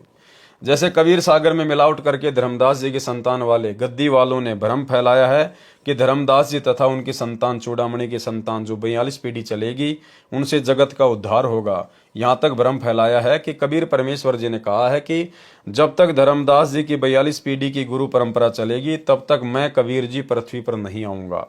विचार करें कि यदि ये सत्य होती तो ये नहीं कहते कि मैं 12वें पंथ में चलकर आऊंगा। यदि ऐसा होता तो संत गरीबदास जी को संवत 1784 में गांव छुडानी में नहीं मिलते। पृष्ठ 137 पर आगे कहा है कि कलयुग का प्रथम चरण कब था? प्रथम चरण कलयुग निर्याना, तब मगहर मांडो मैदाना। परमेश्वर कबीर जी ने बताया है कि मैं मगहर में एक लीला करूंगा, ब्राह्मणों के साथ आध्यात्मिक मैदान मांडूंगा, यानी ज्ञान गोष्ठी करूंगा। मैदान मांडने का भावार्थ है कि किसी के साथ कुश्ती करना या लड़ाई करना या ज्ञान चर्चा यानी शास्त्रार्थ करने के लिए चैलेंज करना। पंडित जन कहा करते थे कि जो काशी शहर में मरता है वह स्वर्ग में जाता है तथा जो मगहर शहर में मरता है वह गधा बनता है, इसलिए मगर में कोई मत मरना। परमेश्वर कबीर जी कहते थे कि सत्य साधना करने वाला मगर में मरो तो भी स्वर्ग तथा स्वर्ग से भी उत्तम लोक में जाता है। मगहर नगर उत्तर प्रदेश में, जिला संत कबीर नगर में है, गोरखपुर से 25 किलोमीटर अयोध्या की ओर है। कबीर परमेश्वर जी ने कहा कि मैं मगहर में मरूंगा और उत्तम लोक में जाऊंगा। विक्रमी संवत 1575 सन 1518 माघ के महीने की शुक्ल पक्ष की एकादशमी को परमेश्वर कबीर जी ने सतलोक जाने की सूचना दे दी। काशी से मगर सीधे रास्ते से 150 किलोमीटर है। उस समय कबीर परमेश्वर जी लीला में आयु 120 वर्ष की थी। पैदल चलकर 3 दिन में काशी शहर से मगर स्थान पर पहुंचे। काशी नरेश वीर सिंह बघेल कबीर परमेश्वर जी का शिष्य था तथा मगर नगर का नवाब बिजली खान पठान भी परमेश्वर कबीर जी का शिष्य था। दोनों अपनी अपनी सेना लेकर मगर के बाहर आधा किलोमीटर दूर आमी नदी के किनारे जहां पर कबीर जी बैठे थे वहीं पहुंच गए। परमेश्वर कबीर जी ने एक चद्दर अपने नीचे बिछवाई। भक्तों ने श्रद्धा से 2-2 इंच फूल बिछा दिए। कबीर जी उस पर लेट गए तथा कहा कि मैं संसार छोड़कर जाऊंगा। उस समय हजारों की संख्या में लोग तथा सेना के जवान उपस्थित थे, ब्राह्मण भी देखने आए थे। परमेश्वर कबीर जी ने कहा कि मेरा शरीर नहीं मिलेगा, क्योंकि बिजली खान पठान मुसलमान था। वह कह रहा था कि हम अपने गुरु का अंतिम संस्कार मुसलमान रीति से करेंगे। वीर देव सिंह हिंदू था, उसने कहा कि हम अपने गुरु जी का अंतिम संस्कार हिंदू रीति से करेंगे, यदि बातों से बात नहीं बनी तो युद्ध करके लेंगे। परमेश्वर जी ने कहा कि आपको मेरी शिक्षा का क्या असर हुआ, आप आज भी हिंदू तथा मुसलमान को भिन्न भिन्न मान रहे हैं। क्या कहा परमेश्वर ने उस समय कि आप आज भी हिंदू तथा मुसलमान को अलग अलग मान रहे हो। और ये गलती वर्तमान में भी कर डाली भाई और बहनों। वर्तमान में भी जो सतलोक आश्रमों से भाई बहन जुड़े हुए हैं, गुरुदेव का परिवार है, ये कोऑर्डिनेटर हैं, इनकी बुद्धि भी वर्तमान में बिजली खान पठान और वीर सिंह बघेल जितनी ही काम कर रही है। उस समय भी परमात्मा ने उन दोनों को धमकाया कि तुमको मेरी शिक्षा का क्या असर हुआ, तुमने क्या ज्ञान समझा, आज भी तुम हिंदू और मुसलमान दोनों को अलग अलग मान रहे हो। और यही गलती वर्तमान में काल ने करवा दी सतलोक आश्रम मैनेजमेंट हरियाणा से। अभी कुछ ही दिन पहले बांग्लादेश के मुसलमानों के खिलाफ भारत में बजरंग दल और विश्व हिंदू परिषद के लोगों ने मध्य प्रदेश के सीहोर में देवास में एक रैली का आयोजन किया, जिसमें बांग्लादेश के मुसलमानों के खिलाफ विरोध प्रदर्शन किया गया। और सतलोक आश्रम मैनेजमेंट हरियाणा वालों ने, हमारे गुरु भगत भाई बहनों ने बढ़ चढ़कर उस रैली में हिस्सा लिया। मुसलमानों के विरोध में बजरंग दल वालों के साथ में मिलकर संत रामपाल जी के शिष्यों ने उस रैली में हिस्सा लिया। तो भाई और बहनों, आज भी ये लोग गुरुदेव भगवान के ज्ञान को नहीं समझ पा रहे। ज्ञान गंगा पुस्तक खोलने से पहले जो चौपाई लिखी है, ये लोग उसको भी नहीं समझ पाए कि जीव हमारी जाति है, मानव धर्म हमारा, हिंदू मुस्लिम सिख ईसाई धर्म नहीं कोई न्यारा। आज भी संत रामपाल जी के भगत अपने आप को हिंदू ही मान रहे हैं। अरे हिंदू मान रहे हैं तभी तो मुसलमानों के विरोध में इन्होंने प्रदर्शन किया। अगर ये अपने आप को मानव धर्मी मान रहे होते, सत्सेवकों की तरह, जिस प्रकार हम सात संगति से जुड़े हुए सत्सेवक भाई बहन अपनी अपनी फेसबुक आईडी पर हर जगह लिखते हैं मानव धर्मी पवन दास, मानव धर्मी सुरेश दास, मानव धर्मी पूजा दासी, इस प्रकार से अगर ये लोग जो सतलोक आश्रमों से जुड़े हुए हैं यदि अपने आप को मानव धर्मी मान रहे होते, जो कि संत रामपाल जी का धर्म है, आदि सनातन मानव धर्म, तो ये कभी भी मुसलमानों के विरोध में हिंदुओं के साथ मिलकर प्रदर्शन नहीं करते, जलती हुई आग में घी डालने का काम नहीं करते। तो आज भी ये लोग वही गलती कर रहे हैं। इतना ज्ञान लेने के बाद कलयुग की पिछली पीढ़ी में जो गलती 650 साल पहले वीर सिंह बघेल और बिजली खान पठान ने की। और क्या कहा उनको परमात्मा ने? परमेश्वर जी ने कहा कि आपको मेरी शिक्षा का क्या असर हुआ, आप आज भी हिंदू तथा मुसलमान को भिन्न भिन्न मान रहे हो। आप लड़ाई करोगे तो ठीक नहीं होगा। परंतु उनको कोई असर नहीं था, वे अंदर से लड़ाई करने के लिए पूरी तरह तैयार थे। परमेश्वर अंतर्यामी थे। उनको कहा कि यदि मेरा शरीर मिल जाए तो आप मेरे शरीर को आधा आधा बांट लेना, एक एक चादर ले लेना, लड़ाई न करना। परमेश्वर कबीर जी ने एक चादर ऊपर ओढ़ ली। कुछ देर पश्चात आकाश से आवाज आई कि चादर उठाकर देखो, मुर्दा नहीं है। देखा तो शरीर के स्थान पर सुगंधित ताजे फूलों का ढेर सौ के समान मिला। हिंदू तथा मुसलमान कहाँ तो मारने काटने पर तुले थे, कहाँ एक दूसरे को गले लगाकर रो रहे थे। पंडित भी आश्चर्यचकित थे कि मगर मरने वाला सशरीर स्वर्ग चला गया, क्योंकि पंडितों को सतलोक का ज्ञान नहीं है। दोनों धर्मों ने एक एक चादर तथा आधे आधे फूल ले लिए। दोनों ने मगर में यादगार बनाई जो पास पास बनी है। बिजली खान पठान ने दोनों यादगारों के नाम 500 बीघा जमीन दे दी, जो आज भी प्रमाण है। 1 बीघा पुराना, 2.75 बीघा नया, 1 एकड़ 5 नए बीघों का है। वह समय कलयुग का प्रथम चरण था, जिस समय परमेश्वर कबीर जी मगर से सशरीर सतलोक गए थे। कलयुग का बिचली पीढ़ी का समय परमेश्वर कबीर जी ने बताया था कि जिस समय कलयुग 5505 वर्ष बीत जाएगा तब हम 13वां पंथ चलाएंगे। क्या कहा था कबीर परमेश्वर जी ने? जब कलयुग का समय 5505 वर्ष बीत जाएगा तब हम 13वां पंथ चलाएंगे। सन 1997 में कलयुग 5505 वर्ष बीत चुका है, वह 13वां पंथ प्रारंभ हो चुका है। कलयुग का अंतिम चरण परमेश्वर कबीर जी ने बताया था कि जिस समय 3400 ग्रहण सूर्य के लग चुके होंगे तब कलयुग का अंत हो जाएगा। कलयुग पयाना यानी प्रस्थान कर जाएगा। कबीर बाणी पृष्ठ 137 पर पंक्ति नंबर 14 गलत लिखी है। यथार्थ चौपाई इस प्रकार है, 13 पंथ चले रजधानी, नौतम सुरती प्रगट ज्ञानी। पंक्ति नंबर 13 भी गलत लिखी है। ठीक इस प्रकार है, 67 वर्ष पंथ चले निर्धारा, आगम सत्य कबीर पुकारा। वाणी नंबर 12 भी गलत है। ठीक नीचे पढ़िए, कलयुग बीते 5505, तब ये वचन होएगा साचा। पंक्ति नंबर 15 भी गलत लिखी है। ठीक निम्न है, कबीर भक्ति करे सब कोई, सकल सृष्टि परमानिक होई।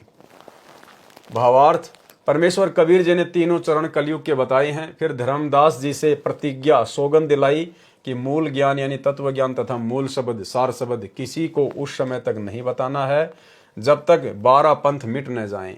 विचार करें, 12 पंथ मिटाकर एक पंथ चलाना था। उस समय जिस समय कलयुग में 5505 वर्ष बीत जाएगा, कलयुग का वह समय सन 1997 में है, तो इससे पहले ये नाम बताना ही नहीं था। तो दामाखेड़ा छत्तीसगढ़ वाले धर्मदास जी के बिंद यानी संतान गद्दी वालों के पास तो सार शब्द तथा तत्व ज्ञान है ही नहीं। न तो वे मुक्त कर सकते हैं और न ही मुक्त हो सकते हैं। उसके लिए परमेश्वर कबीर जी के अनुराग सागर पृष्ठ 140-141 पर स्पष्ट कर दिया है कि हे धर्मदास, तेरा छठी पीढ़ी से यथार्थ पंथ नाम की साधना भी समाप्त हो जाएगी। कालपंथी टकसारी जो काल के द्वारा चलाए कबीर नाम से चले पंथों में 5वां पंथ है, उसकी आरती चौका तथा नाम दीक्षा प्रारंभ करेगा, जो दामाखेड़ा में वर्तमान में चल रही है। फिर पृष्ठ 137 कबीर वाणी पर पंक्ति नंबर 19 में यह भी स्पष्ट कर दिया है कि मैंने यानी कबीर परमेश्वर जी ने 33 अरब ज्ञान बोला है, परंतु तत्व ज्ञान मूल ज्ञान गुप्त ही रखा है। यह तो उसी समय खोलना है जब कलयुग का बिचला चरण चलेगा यानी वर्तमान समय। 33 अरब ज्ञान हम भाखा, मूल ज्ञान गुप्त हम राखा। काल वाले कबीर पंथ के जीव कहाँ जाएंगे? द्वादश पंथ अनशन के भाई, जीव बोध अपने लोक ले जाई। द्वादश पंथ में पुरुष नहीं आवे, जीव अंश में जाई समावे। भावार्थ, 12 पंथ काल अंश के चलेंगे। वे जीवों को गलत ज्ञान देकर अपने अपने लोकों में ले जाएंगे। सतलोक नहीं जा सकते, ये ऊपर स्पष्ट हो चुका है। पृष्ठ 138 से 156 तक दामाखेड़ा वालों ने यथार्थवाणी को घुमाकर मिलावट करके बिगाड़ कर ये सिद्ध करने की कोशिश की है कि धर्मदास जी की 42 पीढ़ियों से जीव मुक्त होंगे। वास्तविकता यह है कि परमेश्वर कबीर जी ने बताया था कि तेरी कुल संतान इतनी हो जाएगी। यदि तेरी संतान काल जाल में नहीं फंसेगी तो यह संभव होगा, जो पृष्ठ 138 से 156 पर लिखा है। विचार करें, यदि इन पृष्ठों के ज्ञान को सत्य माने तो पृष्ठ 148 पर पंक्ति नंबर 14 में लिखा है कि 20 दिन और वर्ष 25 इतना कुल में चले संदिशा। भावार्थ, प्रत्येक गद्दी वाला 25 वर्ष और 20 दिन तक गद्दी पर रहेगा। विचार करें, क्या वर्तमान तक 13 पीढ़ी चल चुकी है, इनमें कोई 25 वर्ष 20 दिन गुरु पद पर रहा है? नहीं तो अपने आप वाणी का सिद्ध होता है। यदि काल छठे पीढ़ी वाले को नहीं ठगता तो यह समय सही रहता। कबीर वाणी पृष्ठ 149 पर पीढ़ी नंबर 6 का वर्णन। छठे वंश अंश अधिकारा, ताते काल आनी पेठारा। पुनि आवे पुरुषई सैदानी, तरय कड़िहार तिन्ही के परवानी। 370 7,000 वंश अंश संग उतरे पारा। भावार्थ, ये स्वयं मान रहे हैं कि छठी पीढ़ी में काल घुसपैठ करेगा। फिर कहा है कि पुरुष फिर आवेगा, उनसे पार हुए। विचार करें, वाणी में लिखा है कि अंश वंश उतरे पारा। ये वाणी भविष्य में होने वालों का संकेत नहीं कर रही है। इसका भावार्थ है कि 7370 अंश वंश पार उतर गए। यदि सत्य वाणी होती तो लिखते उतरेंगे पारा।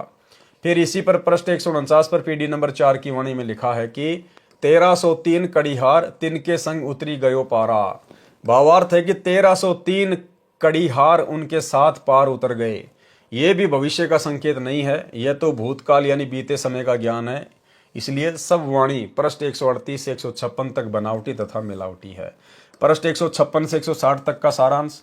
पृष्ठ 156 के नीचे की वाणी तथा पृष्ठ 157, 158, 159, 160 पर परमेश्वर ने स्पष्ट किया है कि जो नौतम सुरती 13वें पंथ से दीक्षा लेकर गुरु मर्यादा में रहकर भक्ति की कमाई करेंगे, वे सत्यलोक में विशेष स्थान पर रहेंगे।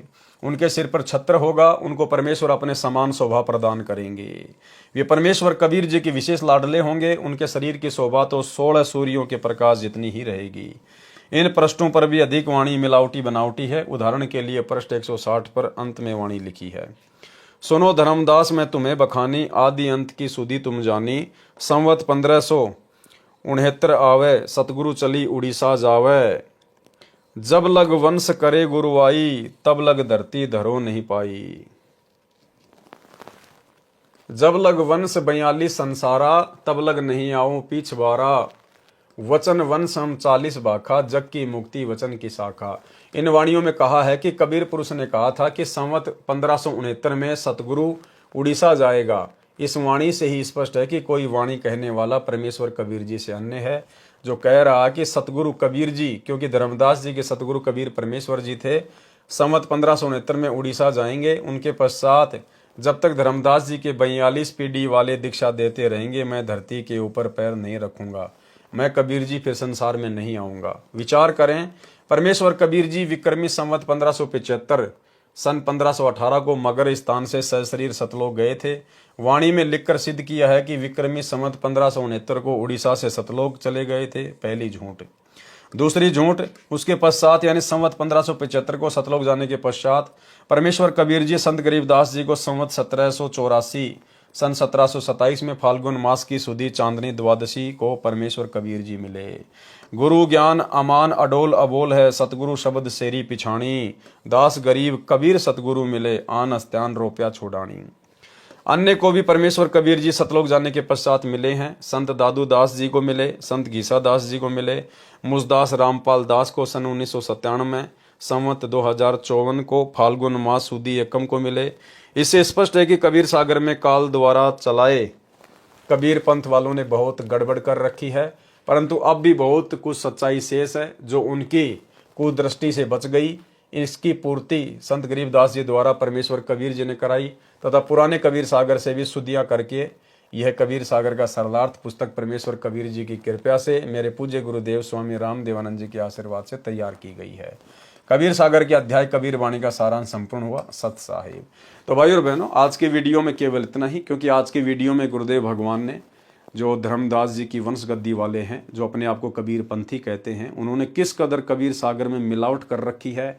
जो बातें उनको तत्व ज्ञान के अभाव में समझ में नहीं आई, उन्होंने उनको या तो हटा दिया या उनमें फेरबदल करके अपने समझ के अनुसार मनमाना आचरण करते हुए लिख डाली। तो गुरुदेव भगवान ने उस कबीर सागर को दोबारा से पूरे को शुद्ध किया है और शुद्ध करके फिर परमेश्वर ने अपने कर कमल से ये कबीर सागर का सरलार्थ लिखा है। तो आज की वीडियो में ज़्यादातर जो जानकारी थी वो केवल कबीर पंथ से संबंधित लोगों के लिए थी। हम यथार्थ 13वें कबीर पंथ वालों के लिए ज़्यादा महत्वपूर्ण बातें नहीं थी। लेकिन कल रात्रि 8 बजे जो अगला पार्ट होगा 39 नंबर, उसके अंदर स्वतंत्र कर्मों के विषय में परमेश्वर ने जानकारी दी है। तो कल हम रात्रि 8 बजे लाइव जुड़ेंगे। तब तक गुरुदेव भगवान हम सबको आज्ञा दे, इजाज़त दे, आशीर्वाद दे। बंदी छोड़ सतगुरु रामपाल जी भगवान की जय हो।